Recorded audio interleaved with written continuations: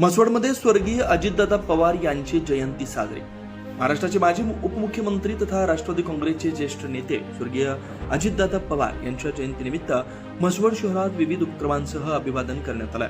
यावेळी राष्ट्रवादी पक्षाचे तालुक्याचे नेते माननीय प्रभाकरजी देशमुख यांच्या हस्ते स्वर्गीय अजितदादा पवार यांच्या प्रतिमेचं पूजन करून दीप प्रज्वलन करण्यात आलं। कार्यक्रमाच्या प्रारंभी उपस्थित मान्यवरांनी स्वर्गीय अजितदादा पवार यांच्या प्रतिमेस पुष्पहार अर्पण करून त्यांना अभिवादन केलं। अजितदादा पवार यांनी महाराष्ट्राच्या विकासासाठी दिलेले योगदान, सर्वसामान्य जनतेशी असलेली त्यांची नाळ आणि विकासाभिमुख नेतृत्व यावेळी उपस्थितांनी स्मरणात आणलं। या कार्यक्रमात जिल्हा उपाध्यक्ष किशोरभाऊ सोनोने, म्हसवडचे राजे तेजसिंह राजमाने, परेश ठुरा, संजय पाटील, सचिन लोखंडे, कांतीलाल ढाले, काशीनाथ कोपनवर, शिवदास रसा, मानेसाहेब बाबरसर, चंद्रकांत केवटे, माजी नगरसेवक अंगुली बनसुडे, अशोक भिसे, प्रकाश लोखंडे, भैया टाकणे, राजाभाऊ फुले, अमर तावरे यांच्यासह पदाधिकारी, कार्यकर्ते, नागरिक उपस्थित होते। यावेळी उपस्थितांनी स्वर्गीय अजितदादा पवार यांच्या स्मृतींना अभिवादन करून त्यांच्या विचारांचा विकासाच्या कार्य माजी मुख्यमंत्री कैलासवासी अजितदादा पवार यांचा आज वाढदिवस, आज या ठिकाणी जयंती म्हणून साजरा होतोय।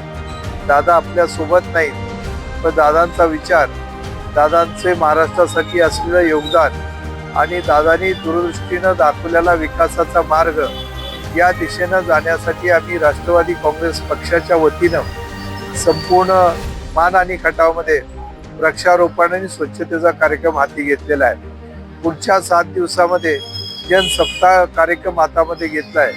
दादांचं महाराष्ट्रासाठी खूप मोठं योगदान आहे। मान खटावमध्ये प्रत्येक मान खटावच्या विकासाच्या कामामध्ये प्रामुख्यानं पाणीपुरवठ्याची कामं असतील, त्या ठिकाणी विकासाची कामं असतील, रस्त्याची कामं असतील, जयकटापूरच्या कामामध्ये दादांनी मंजुरी दिली होती।